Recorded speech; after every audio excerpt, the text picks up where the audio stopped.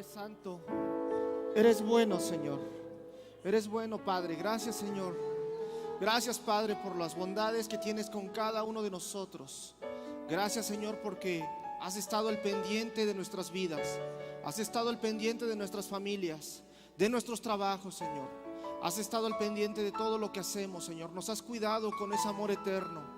Gracias, Padre, porque hoy podemos estar reunidos delante de ti. Hoy podemos alabarte, Señor. Podemos gozarnos. Hoy podemos declarar vida, Señor, y la victoria de Jesús sobre la muerte. En el nombre de Jesús, Señor, hoy te damos gracias porque nos das este gran privilegio, Señor, esta bendición de poder ser llamados tus hijos. A ti te damos la gloria, la honra, el poder y la alabanza. En el nombre de tu Hijo Jesús. Amén. Amén. Den un aplauso a Dios.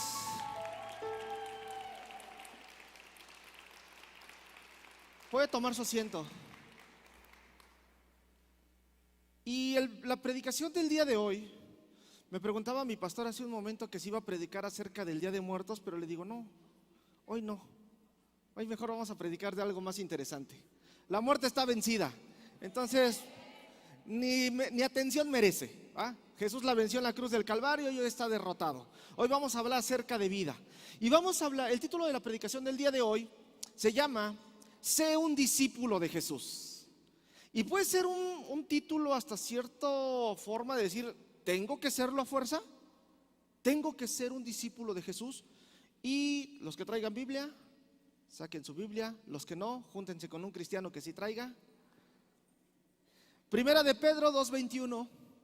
Primera de Pedro 2:21 dice: para esto fueron llamados. ¿Quiénes? Todos los que estamos aquí. Para esto fuimos llamados, porque Cristo sufrió por ustedes y les ha dado el ejemplo para que sigan sus pasos. Cada uno de nosotros hemos sido llamados a seguir los pasos de Jesús. Y yo les pregunto, ¿quiénes de los que están aquí son cristianos? ¿Hay alguien que no sea cristiano? Creo que mi hermanita que se durmió, que no levantó la mano y así dijo, no, yo no. Y ahora les pregunto, ¿quiénes son discípulos? ¿Todos? ¿Seguros? A ver si es cierto que ahorita terminando la predicación dicen que todos son discípulos. Ok. Muchas veces podemos llegar a confundir estos términos y pensamos que todos los cristianos o todos los que estamos dentro de la iglesia somos discípulos, pero no siempre es así. El término griego para hablar acerca de discípulo es una palabra griega que se llama matetes, que significa como algo más allá de ser un estudiante, algo más allá de ser un alumno. Y le pregunto, ¿usted es alumno de Jesús? ¿Qué aprendió el día de hoy de Jesús? Esa es una, que es más que vencedora, está bien. Todos los días aprendemos algo del maestro, por eso somos discípulos. Pero también podríamos utilizar esta palabra como disciplina. ¿Qué tan disciplinados somos?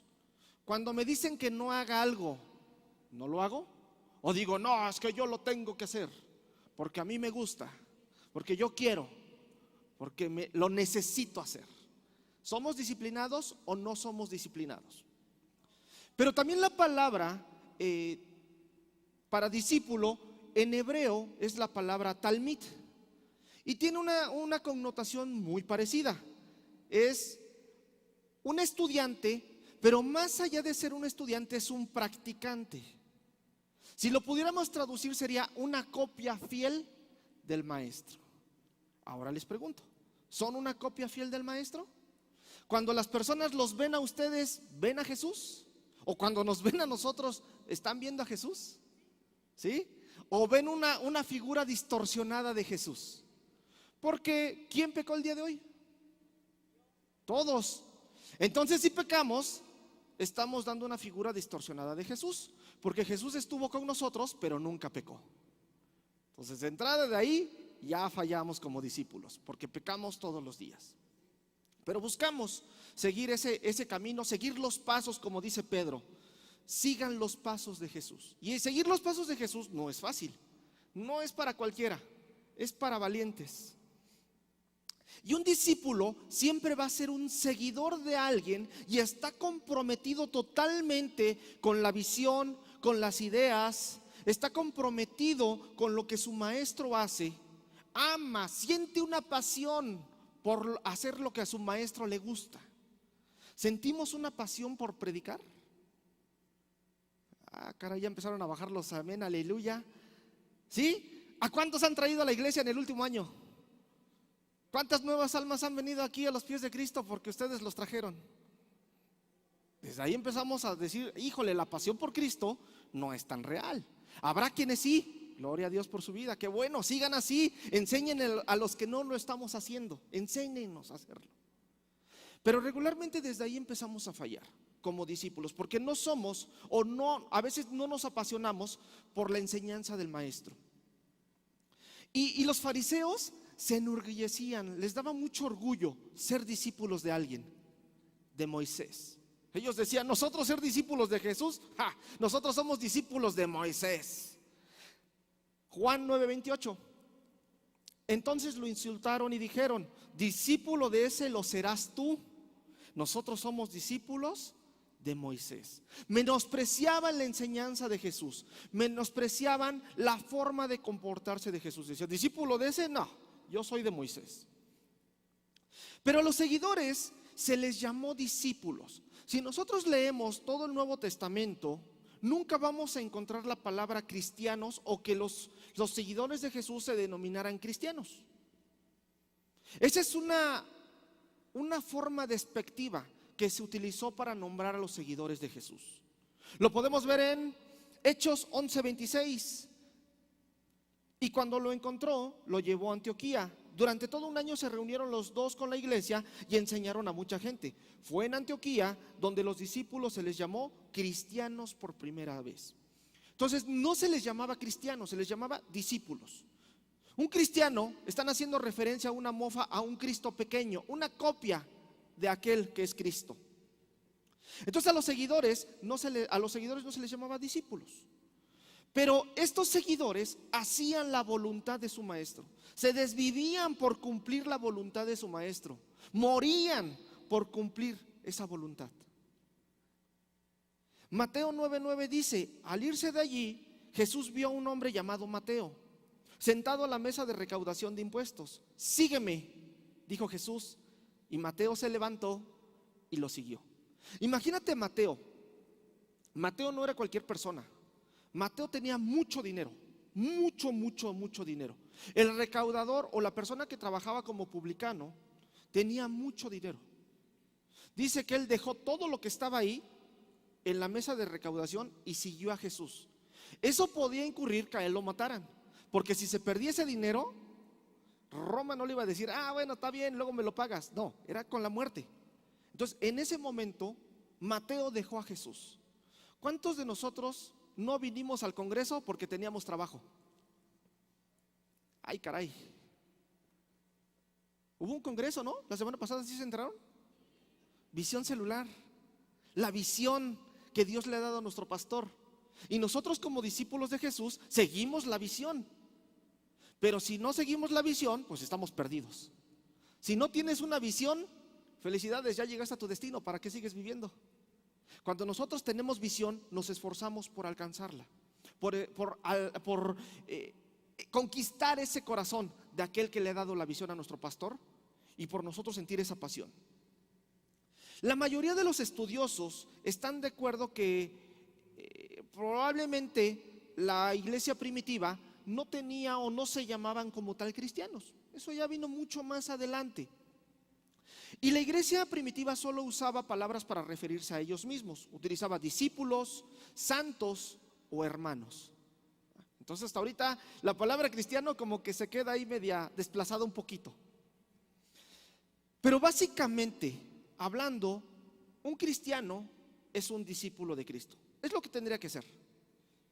Y un cristiano es alguien que ha puesto su fe en el Señor Jesucristo.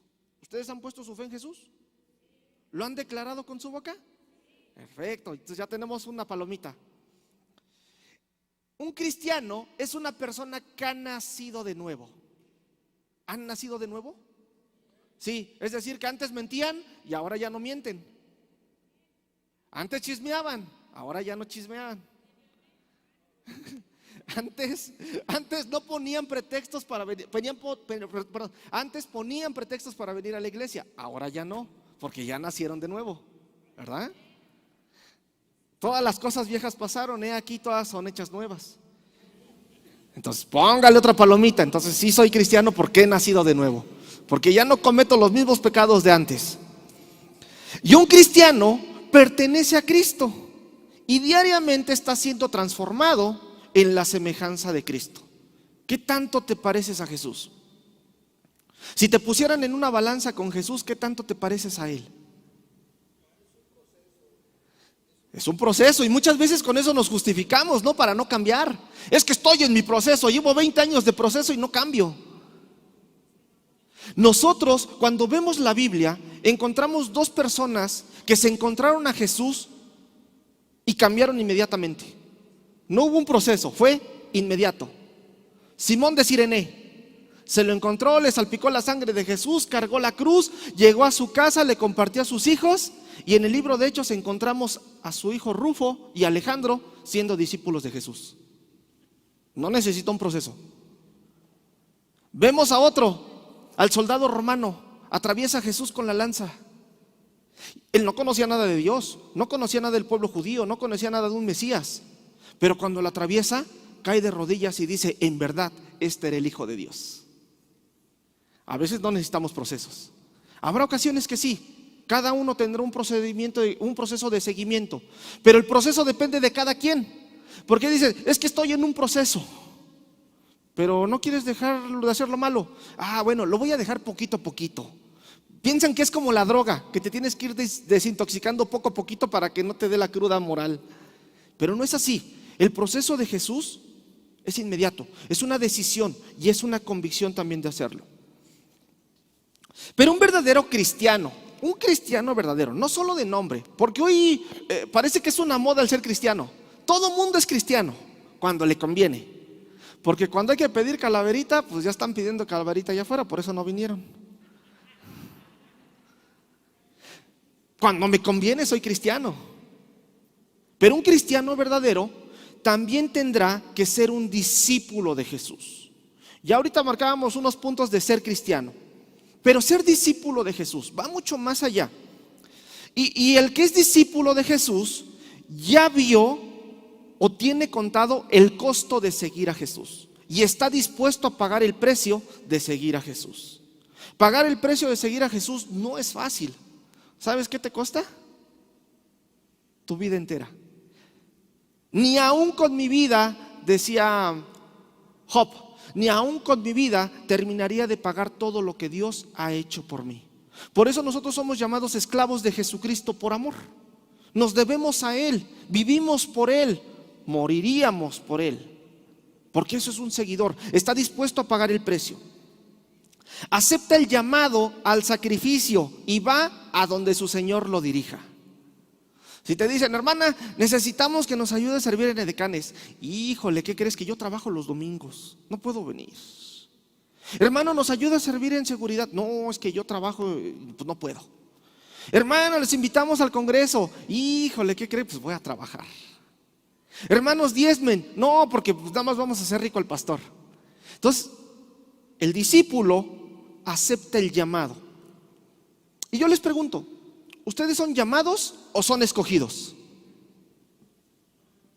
¿Llamados? Todos hemos sido llamados. Muchos son los llamados, pocos los escogidos. ¿Qué es lo que hace la diferencia entre el llamado y el escogido? El llamado solo oye la voz, va, medio ve, medio le conviene, pero después dice: no, tengo otras cosas más importantes que hacer, y se regresa. El escogido está porque entiende que su vida depende de ello. Está ahí, le sigue a su Señor, le sirve, lo conoce, busca enamorar su corazón, busca complacerlo en todo, porque ha sido escogido. También el discípulo se adhiere a la enseñanza de Jesús. No enseñanzas extrañas, no enseñanzas de rabinos, no enseñanzas de Dante Gebel, no, las enseñanzas de Jesús. No lo que me conviene, porque muchas veces agarramos la Biblia. A ver, ¿qué dice aquí? Ay, que tengo que diezmar. No, esta hoja no sirve, esta la arrancamos. ¿Qué dice aquí? ¿Que ame a mi prójimo? No, ¿cómo voy a amar al que me traicionó? A ver aquí, ¿qué dice? Que mi familia va a servir a Jehová. Esta sí la quiero. A ver, esta ¿qué dice? Que tengo que servir. No, esta no la quiero. Después nos queda una Biblia así de chiquita, con puras promesas. Por eso la Biblia del arco iris es la que más se vende, porque a la gente le gustan las puras promesas. No le gustan las obligaciones, no le gusta el compromiso. Entonces a veces nos hacemos una Biblia delgadita, con puras bendiciones. Cuando hablamos de predicaciones donde dicen te va a ir bien, vas a ser prosperado, vas a ser sanado, se grita amén, aleluya, se llenan las iglesias. Pero cuando se predica de tienes que servir, tienes que negarte a ti mismo, tienes que amar, ahí es, eso no me gusta tanto, eso mejor lo dejamos para otro día. Entonces el discípulo se adhiere a las enseñanzas de Jesús. Y el discípulo también está activamente involucrado en hacer otros discípulos. Y esto es fundamental porque es la reproducción. ¿Cuántos discípulos tuvo Jesús? ¿Quién da más? ¿12? Bueno, cuando nosotros leemos el Nuevo Testamento y el libro de los Hechos, veíamos que Jesús tenía alrededor de 500 discípulos que le seguían a todos lados. Eran 500 personas que siempre iban con él, lo iban siguiendo en cada pueblo.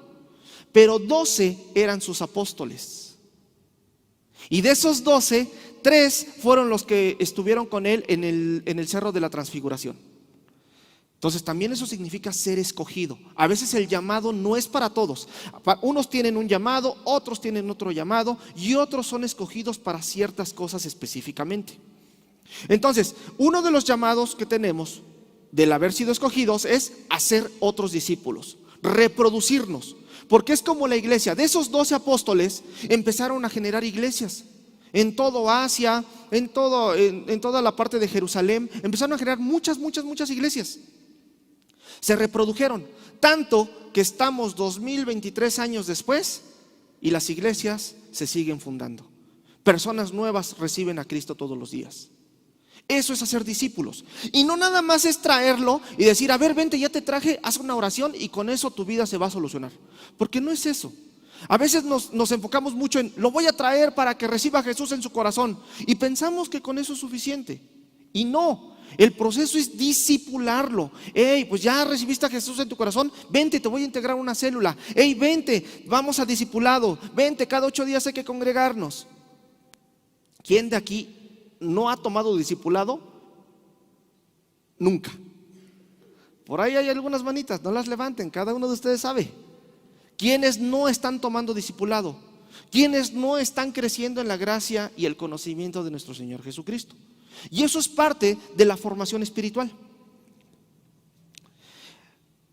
Cuando nosotros estamos enfocados en ser discípulos, vamos a buscar cumplir la gran comisión. ¿Cuál es? Mateo 28, 18 al 20. Y Jesús se acercó y les habló diciendo, toda potestad me es dada en el cielo y en la tierra. Por tanto, id y haced discípulos a todas las naciones, bautizándolos en el nombre del Padre, del Hijo y del Espíritu Santo, enseñándoles que guarden estas cosas. Mi esposa y yo estamos dando el curso en liderazgo de visión celular. Y les digo que este es uno de los versículos claves de todo el módulo. Porque justamente si nosotros no conocemos nuestra comisión, nuestra misión como cristianos, como seguidores de Cristo, como discípulos, estamos perdidos, porque no estamos haciendo lo que tenemos que hacer. Si no traemos almas a los pies de Cristo, pues de nada sirve que yo me congregue cada 8 días, de nada sirva que yo diezme, que yo haga, de nada sirve si no estamos reproduciéndonos en otros cristianos o en otras nuevas personas. Lamentablemente, muchos cristianos no somos discípulos. Muchos cristianos venimos, nos sentamos, recibimos, amén, aleluya, gloria a Dios, ya me voy. Porque a veces ni amigos dentro de la iglesia. A veces nos falta disciplina, a veces no reflejamos a Jesús. ¿Qué ven en ti tus vecinos, tu familia, tus compañeros de trabajo, ¿qué ven en ti cuando te ven? ¿Sí están viendo a Jesús o están viendo enojo, están viendo ira, egoísmo, pelea con tu esposa, con tu esposo, que tus hijos están metidos en drogas? ¿Qué están viendo en ti? Y a veces reflejamos cualquier cosa, menos a Cristo. Y por eso los cristianos o la iglesia es muy criticada. Y una de las grandes críticas que recibimos fue la de Nietzsche. ¿Conocen a Nietzsche? Nietzsche, bueno, yo imagino que esta película sí la conocen. Dios no está muerto. ¿Sí? Y nos levantamos y Dios no está muerto, Dios está vivo. Todo muy bonito, amén, aleluya, gloria a Dios.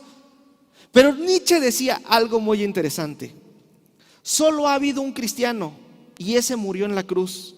Los que le aparecieron después a él solo son unos malos imitadores. ¿Qué es lo que piensan de la iglesia de Cristo? ¿Qué piensa el mundo de la iglesia de Cristo? Gandhi también hacía una crítica muy fuerte a los cristianos. Me gusta tu Cristo, pero no me gustan tus cristianos, porque los cristianos son tan diferentes al Cristo del que me estás hablando.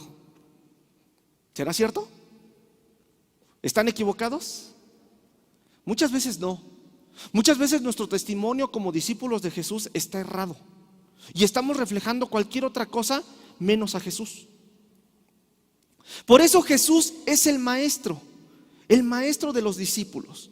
Y nosotros como discípulos necesitamos un maestro. Y a veces nos hemos creado una imagen distorsionada de Jesús.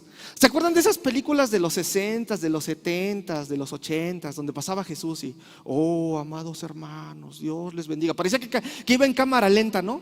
Oh, amados hermanos. Y ese no es Jesús. Jesús lloraba, Jesús reía, Jesús jugaba. Jesús tenía amigos, les hacía bullying. Ahí tienen a Pedro, le dice, tú vas a ser llamado el Piedra. Le ponía apodos a su amigo. Tú vas a ser el Piedra, porque eres bien duro. Y a veces nosotros vemos a Jesús en esa calidad de Dios inalcanzable. Vemos a un Jesús que sana, que camina sobre las aguas, que casi vuela, que tiene superpoderes como los Avengers. Y decimos, no, pues ¿cuándo voy a alcanzar yo eso? Si yo todavía estoy peleando con la pornografía, si yo todavía estoy peleando con el enojo, si yo todavía estoy peleando, ¿cuándo voy a alcanzar eso? Y cuando nosotros tenemos una imagen distorsionada de Jesús, pues mejor decimos, ahí nos vemos. Mejor me pasó, cuando yo entré hace como 10 años por esa puerta, yo veía coordinadores, líderes, supervisores y todos parecían que flotaban. Oh, hermano, Dios le bendiga. Y yo decía, oh, no, pues aquí pura santidad. ¿Cuándo voy a alcanzar eso yo? Pero a veces reflejamos un mal Jesús. Jesús lloraba, Jesús se reía, Jesús se enojaba, Jesús jugaba, Jesús hacía bromas. Los fariseos lo criticaban porque decían, me critican porque dicen que soy un borracho y soy un glotón. Lo criticaban por eso también. Imagínense que nosotros tuviéramos esa imagen de Jesús donde es Dios. ¿A cuántos muertos resucitaron esta semana? No, pues no, es más, ni oro. ¿Cómo voy a resucitarlos? Se nos hace una imagen inalcanzable, donde ese Jesús casi va volando y pues yo caminando, ¿cuándo lo voy a alcanzar? Pero desde ese punto de vista, ese Jesús jamás lo vamos a alcanzar.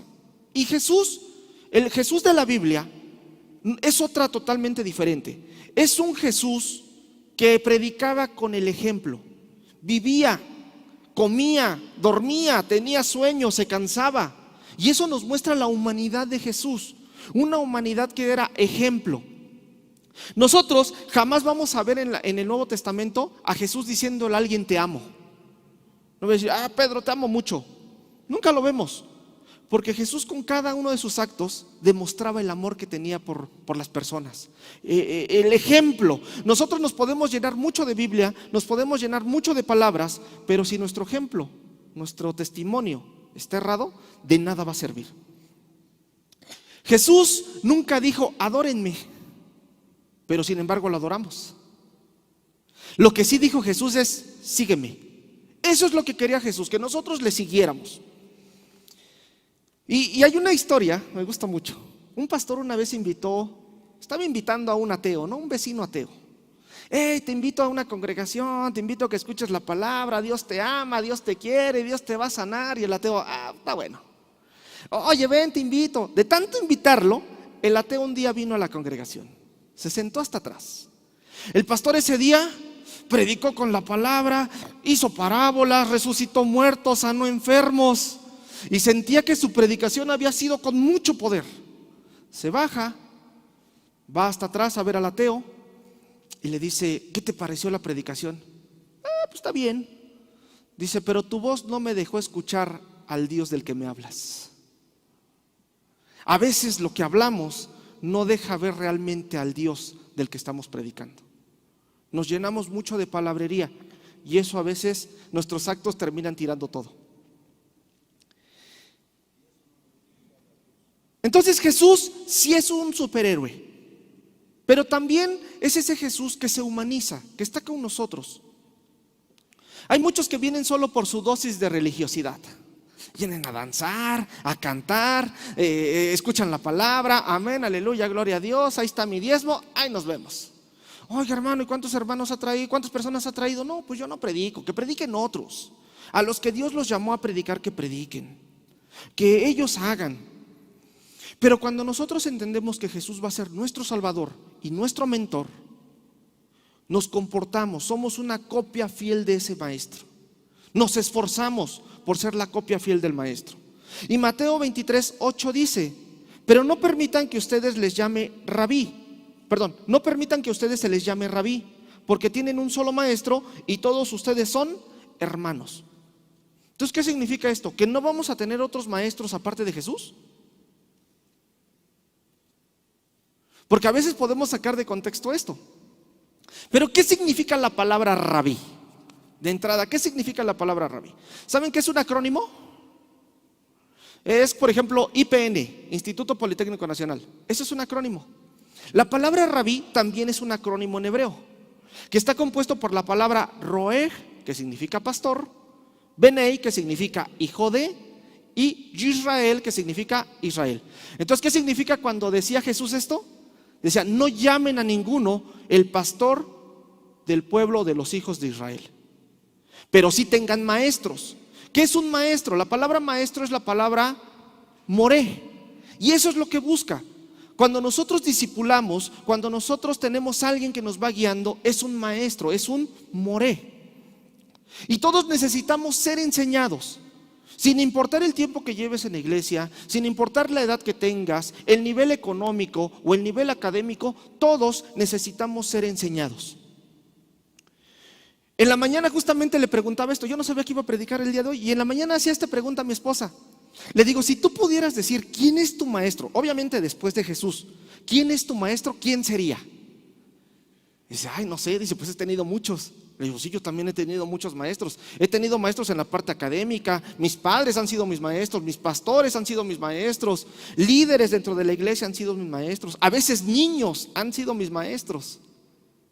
Y cada uno de nosotros aprendemos de diferentes formas. Hemos tenido maestros buenos y maestros malos, y de los dos aprendemos, porque de los buenos aprendemos cómo hacer las cosas, y de los malos aprendemos cómo no hacerlas. Ya sé que por ahí no me tengo que ir. Entonces, nosotros no vamos a seguir un dogma o una ideología. Nosotros lo que vamos a seguir es la enseñanza de Jesús. ¿Y cuál es la enseñanza de Jesús? ¿Cuál es la más importante? Amarás a Dios tu Señor sobre todas las cosas y a tu prójimo como a ti mismo. Y esa es una de las enseñanzas más importantes. Habrá otras, pero esa es la más importante. Yo, si no hubiera conocido a Jesús, yo seguiría siendo ateo.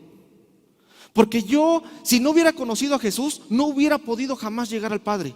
A esa imagen religiosa que nos ha pintado nuestra cultura, la educación, nos ha pintado un Dios religioso que está en su trono, muy grandote y nada más casi pisando la tierra y destruyéndonos porque somos pecadores. Si yo no hubiera conocido a Jesús, nunca me hubiera acercado a Él, por temor, por miedo a que me destruya por mi pecado. Pero gracias a Jesús puedo acercarme al Padre y puedo conocer al Padre. Si yo quiero conocer al Padre, lo veo a través de Jesús. Nosotros vamos a seguir las enseñanzas de Jesús y creemos todo lo que Él hizo. ¿Sí lo creemos? Creemos que resucitó, creemos que sanó, creemos que daba vista a los ciegos, creemos que es el Hijo de Dios. Eso es lo que creemos. Y no lo hemos visto. ¿O alguien de ustedes ha visto físicamente a Jesús? A lo mejor en algún sueño, a lo mejor por ahí, a lo mejor es que sentía a Jesús. Pero físicamente, yo creo que muy pocas personas han visto a Jesús. Pero imagínate que te encontraras a Jesús cara a cara y que estés aún en este cuerpo. ¿Qué harías?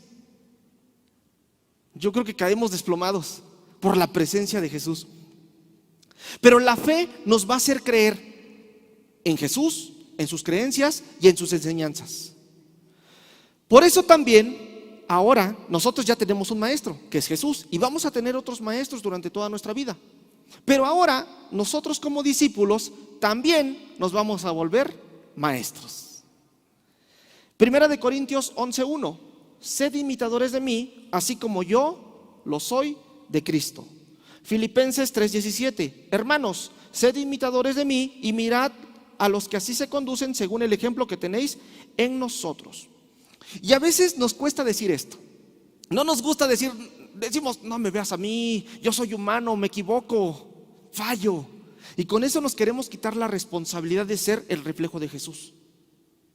En lugar de decir como Pablo, veme a mí, veme cómo sirvo, veme cómo amo, veme cómo reflejo a Jesús.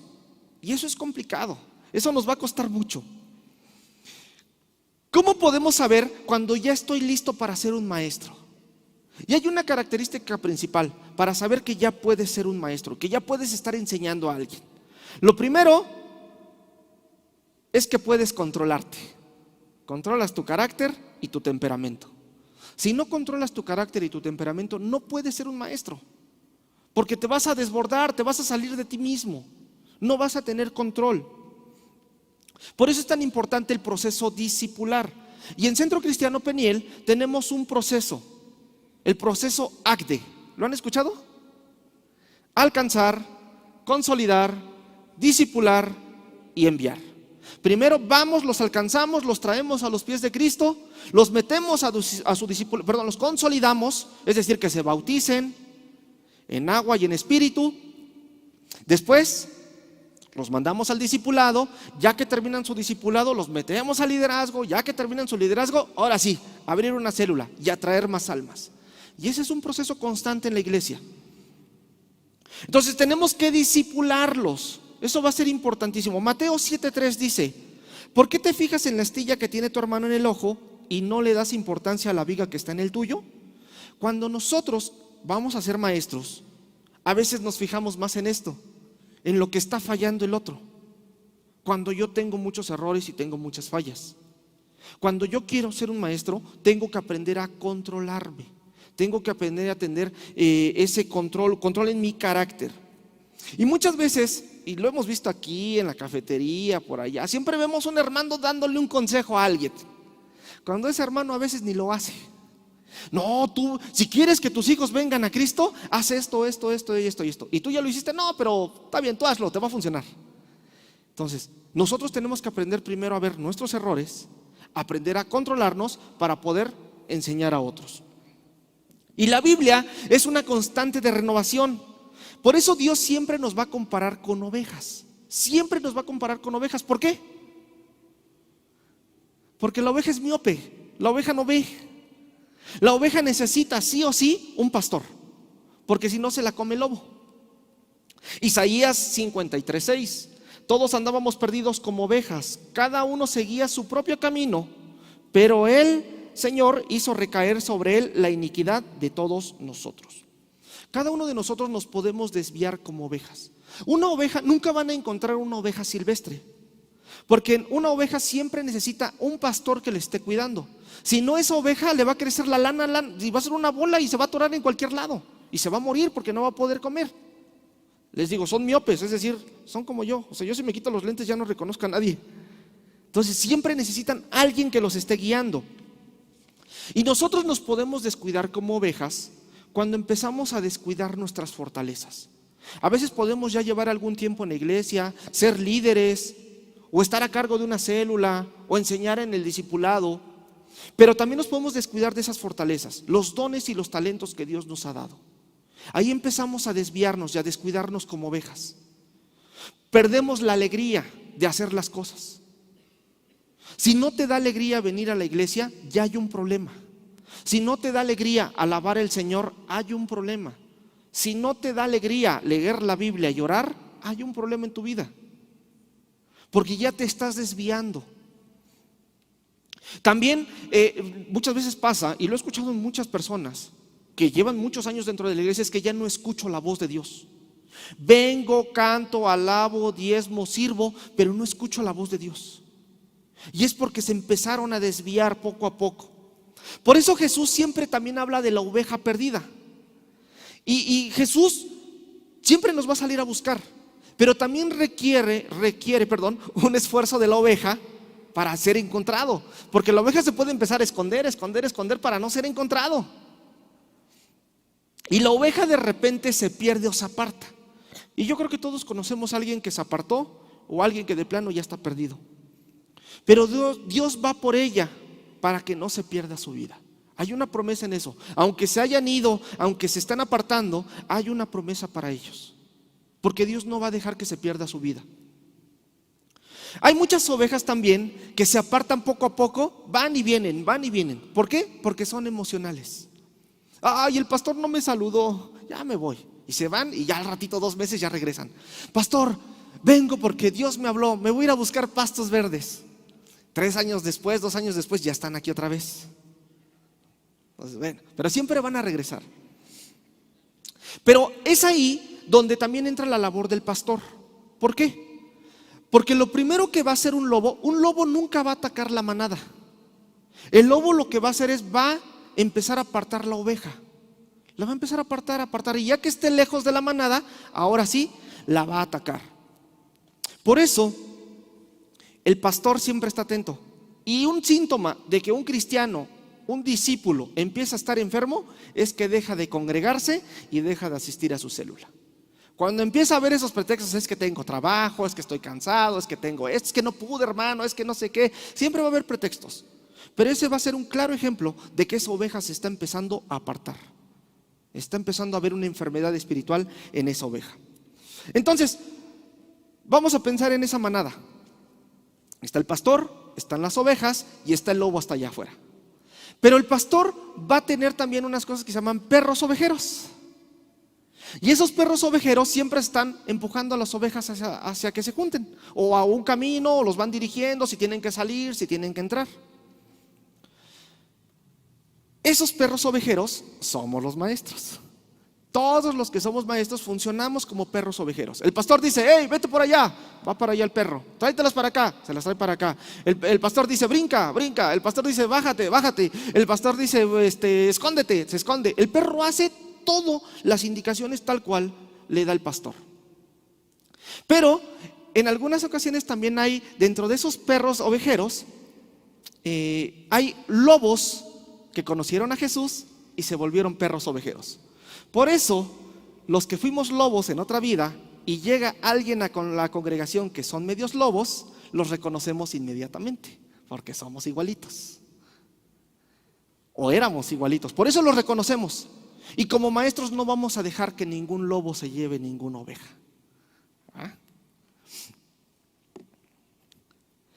Entonces, por eso los maestros vamos a funcionar como perros ovejeros. Y estamos atentos, muy atentos de las indicaciones que nuestro pastor o que el pastor de la manada dé. Cuando la oveja es rebelde, el pastor va a hacer algo. A ver, la oveja ya está en la manada, pero de repente se aparta y va el pastor por ella y la trae. Y la oveja agarra y se vuelve a ir y el pastor la trae. Pero el pastor va a hacer algo. Los pastores beduinos en Israel hacen esto. Cuando encuentran una oveja de este tipo, la jalan y le rompen la patita. No es una cuestión de castigo, es una cuestión de amor. Porque en el proceso de sanación de esa oveja, la oveja va a encontrar el corazón del pastor, va a encontrar el cuidado del pastor y se va a enamorar del pastor. Va a haber otras ovejas que, a pesar de que le rompan la patita, no van a querer obedecer, y ya que se le compone la patita, se vuelve a salir del redil. ¿Qué va a hacer el pastor con ellos? Jesús hace una referencia acerca de los odres nuevos y los odres viejos.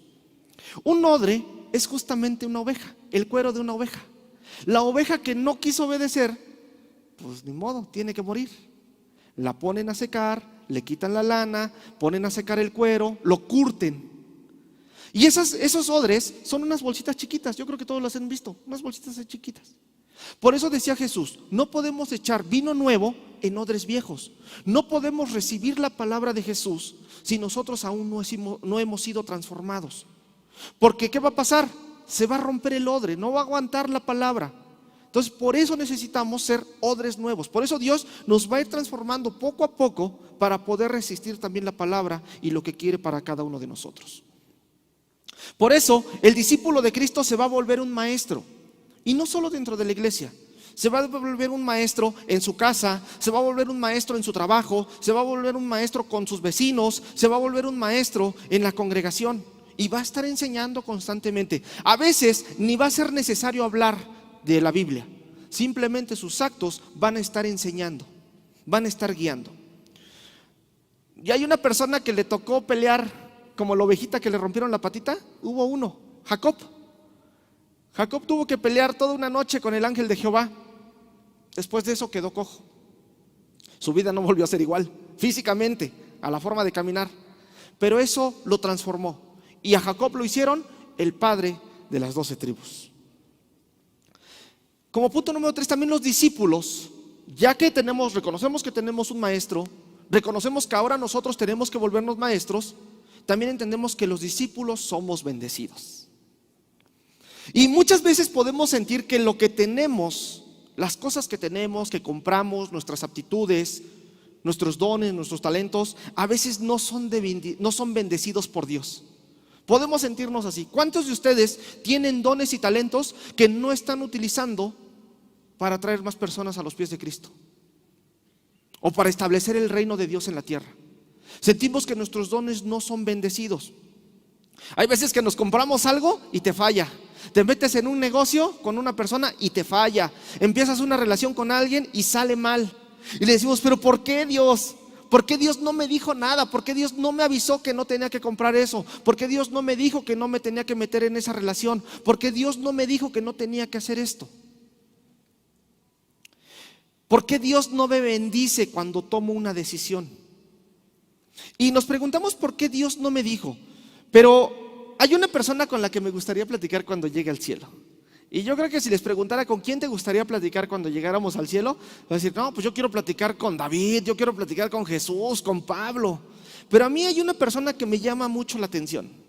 ¿Se acuerdan del burrito en el que entró Jesús? A mí me gustaría platicar con su dueño.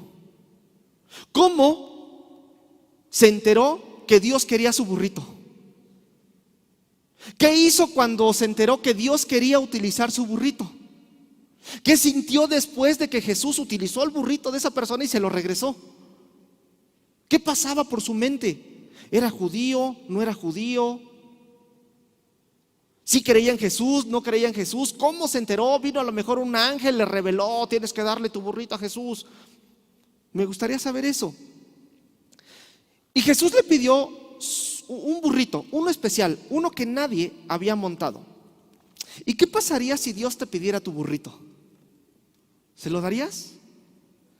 Y no estoy hablando de tu burrito, sino qué pasaría si Dios te pidiera tu familia, si Dios te pidiera tu trabajo, si Dios te pidiera tus talentos, si Dios te pidiera tus dones. ¿Se los darías? Tu sanidad, si Dios te la pidiera, ¿se la darías? O que compraras algo y que alguien más lo estrene. Que compraras una casa y digas, bueno, que otra persona lo estrene. O un coche y que alguien más lo estrene. ¿Lo harías? 400 años antes de que Jesús naciera, ya se estaba hablando de este burrito. Zacarías 9:9. Alégrate mucho, hija de Sión. Grita de alegría, hija de Jerusalén. Mira, tu rey viene hacia ti, justo, victorioso y humilde. Viene montado en un burro, en un burrito, cría de asna. ¿Qué tan importante fue este burrito? 400 años antes de Jesús se estaba hablando de él. 2000 años después de Jesús seguimos hablando del burrito. ¿Será difícil darle a Dios algo que nos pida? ¿Es difícil? Si Dios te pide tu tiempo, ¿se lo darías? Si Dios te dije, deja de trabajar, yo te voy a proveer, ponte a predicar el evangelio, ¿lo harías? Yo creo que ahí ya no somos tan discípulos, ¿no? No, si yo sí creo en Dios y creo que me va a proveer, pero tengo que ir a trabajar. A veces no lo hacemos porque sentimos muy pequeño lo que le vamos a dar a Dios, o que no va a marcar la diferencia. ¿Yo para qué predico? Si hay muchos predicadores en la iglesia, hay muchos líderes en la iglesia que pueden servir, que pueden venir, que pueden hacer. Yo mejor desde mi casita. A veces somos egoístas y nos cuesta entregarlo y pensamos, mejor que elija a otro, mejor que haga otro, mejor que otro sirva, mejor que otro predique, mejor que otro evangelice, que otro lo haga, yo no. O a veces pensamos, ¿y si lo doy? Y siento que algo mío está sirviendo. Yo creo que los que servimos hemos conocido esa bendición de decir, siento que estoy siendo útil para algo más grande que mi propia vida. Estoy siendo útil para alcanzar a México para Cristo. Y eso es muy importante. Y otra vez no te estoy hablando del burrito, Los discípulos estamos dispuestos a dar todo lo que el Señor me pida. Mi familia, mi tiempo, mi trabajo, mi esfuerzo, mis ganas, todo lo que soy y todo lo que tengo, se lo entregaríamos a Jesús, ¿sí o no? ¿Sí? A ver si no se los pide mañana Dios,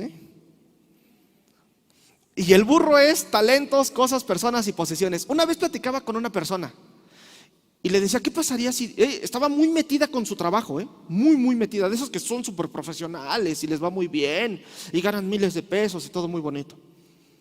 Y le pregunto, ¿qué pasaría si Dios te pide tu trabajo? Dios no me quiere pedir mi trabajo. 3 doritos después se quedó sin chamba como la semana. Entonces oí los que todos dijeron que sí están dispuestos a darlo, aguas, esperen noticias pronto de Dios. Todo lo que le prestas a Dios va a quedar ungido. Imagínate al dueño del burrito, cuando ya lo tenía después, que Jesús lo había utilizado, ese burrito quedó ungido. Trajo bendición a la casa de esa persona. Cantaban la tsunamita hace 15 días. No importa todo lo que cueste, tu presencia vale mucho más. Quiero hacer un aposento para el profeta de Dios. Quiero hacer un lugar donde descanse la presencia de Dios. Todo lo que la presencia de Dios toca queda ungido. La unción va a ser una cobertura sobrenatural que Dios deposita en ti para capacitarte. Dios no va a llamar a los capacitados, sino capacita a los que llamó. Por eso, si Dios te ha llamado, te va a capacitar, pero tienes que esforzarte. Esa es la situación, te tienes que esforzar. Dios quiere que todo lo que tienes sea bendecido. Dios quiere bendición para nosotros, pero a veces nosotros nos resistimos a ser bendecidos por Dios. Tu casa, tu trabajo, tu familia están cuidados por Dios, siempre y cuando tú seas un discípulo. Si has dudado en ser discípulo, es tiempo de tomar la decisión de ser un discípulo, de ser bendecido.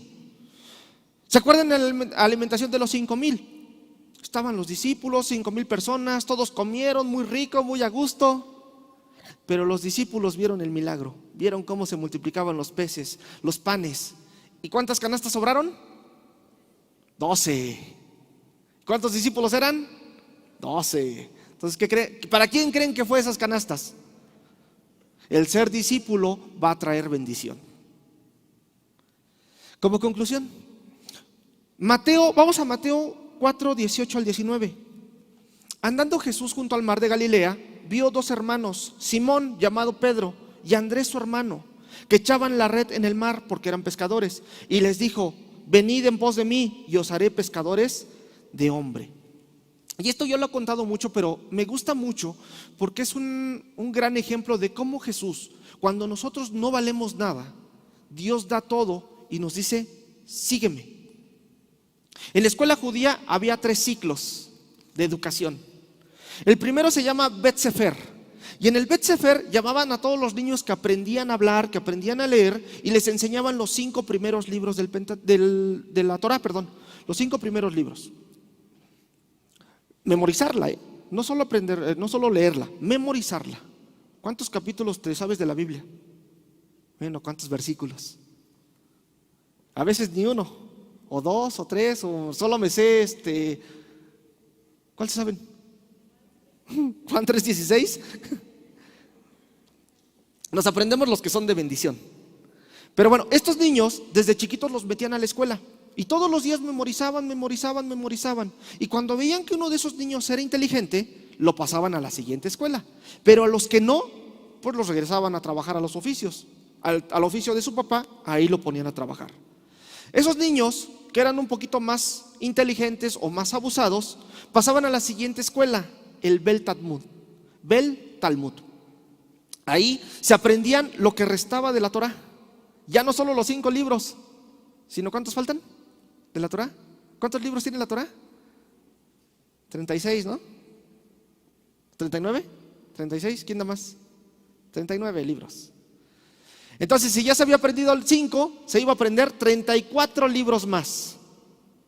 Iba a juntar 39 libros de memoria. Pero no bastaba solo con aprendérselos de memoria, sino que ahora veían en ese niño si era abusado como para contestar, como para debatir, como si le preguntaba algo me podía sacar un tema o nada más me decía los versículos de memoria. Si nada más se los sabía de memoria, le decían, bueno, ya hasta aquí con lo que yo tu educación, vete a pescar con tu papá, vete a ser carpintero, vete a hacer el oficio de tu familia. Y los pasaban a ese tercer nivel. Y ahí esos niños aprendían a pensar por sí mismos. Ya empezaban a hacer una crítica, ya empezaban a preguntarse y a cuestionar cosas.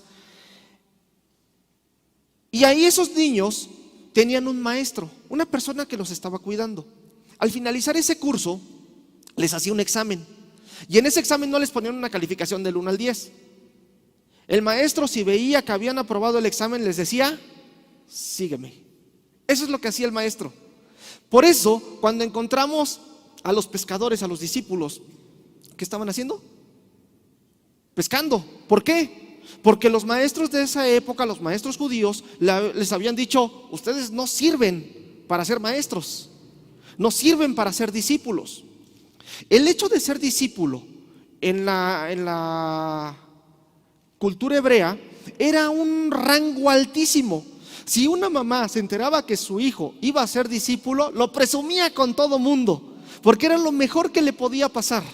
Su vida económica, académica, social, intelectual estaba resuelta. Entonces, cuando aprobaban el examen, el maestro le decía, sígueme. Y ese alumno, ese discípulo, se iba a vivir con el maestro. Comía con el maestro, comía lo que el maestro comía, caminaba como el maestro caminaba, hablaba como el maestro hablaba.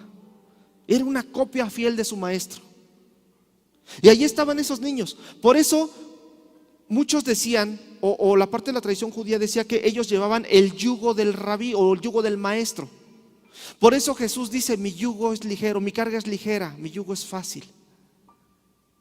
Jesús decía, mi carga no es tan complicada como los maestros del mundo. Cuando vemos a los discípulos, estaban pescando.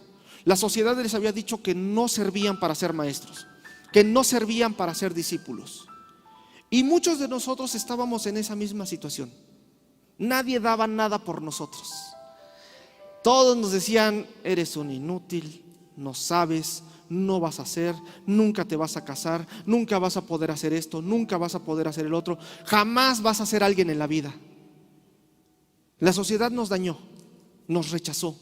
A veces hasta nuestros propios padres nos rechazaron.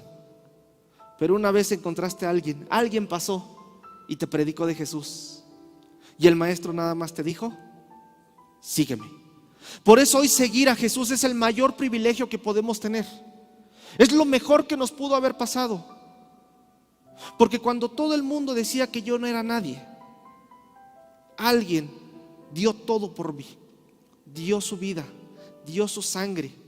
Cada latigazo, cada golpe, la corona de espinas, los clavos en las manos, la cruz del Calvario, siempre estaba pensando en ti y estaba pensando en mí. Siempre estaba al pendiente. Él sabía que hoy íbamos a estar aquí sentados escuchando esto. Él sabía, Él sabe el propósito que tienes, el llamado que tienes. Y que a veces por miedo, por desilusión, por enojo, por temor, no hemos cumplido ese llamado.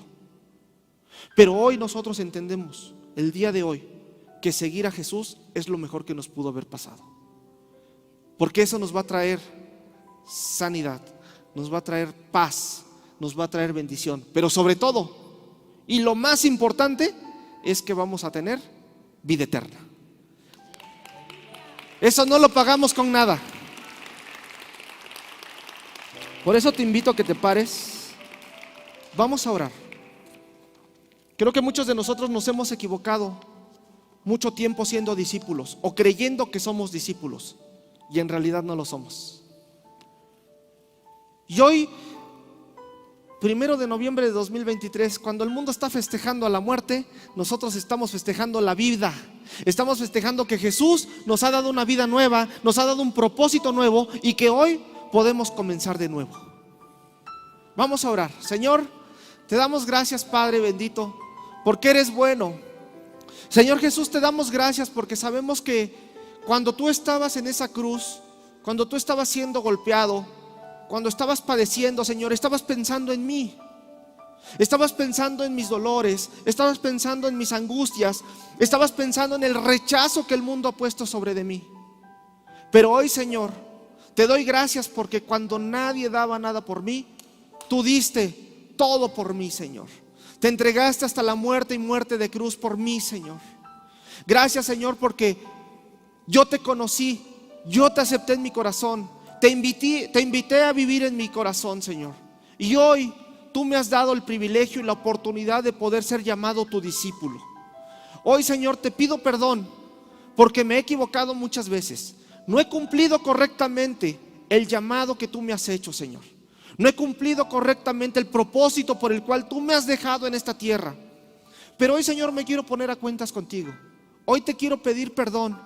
Y quiero, Padre, que si aún mi propósito no está revelado, que tú, Señor, me reveles claramente qué es lo que tengo que hacer para establecer tu reino en esta tierra. Quiero que tú me dirijas, Señor. Quiero que tú me guíes, me instruyas, que seas mi maestro, Padre, para que yo pueda enseñar también a otros, para que pueda discipular a otros, para que pueda discipular a mis hijos, para que pueda discipular a mis vecinos, a mis compañeros de trabajo, para que pueda ser un elemento útil dentro de tu cuerpo, Señor, para que pueda ser un elemento útil dentro de tu iglesia. Padre, te doy gracias porque yo sé que tu gracia y tu misericordia es nueva cada mañana, y que tú todos los días, Señor, me das algo nuevo. Renueva mi mente, Señor, renueva mi corazón. Quita cualquier religiosidad, quita cualquier dogma, quita cualquier cosa, Señor, que me esté estorbando para poderte servir correctamente, Señor. Pero sobre todo, enséñame más a ser como tú. Quiero que mi carácter sea como el tuyo. Quiero que mi forma de pensar sea como la tuya, Señor. Quiero ser igual a ti, mi Señor Jesús. Que cuando las personas me vean, te vean a ti, Padre. Que no sea necesario que yo hable, sino que cuando me vean, vean tu amor reflejado en mí. Gracias, Señor, por todo lo que tú haces. Y hoy nos comprometemos, Padre, a cumplir correctamente el llamado y el propósito que tú nos has hecho como discípulos. Te alabamos y te bendecimos, Señor, en el nombre de tu Hijo Jesús. Amén.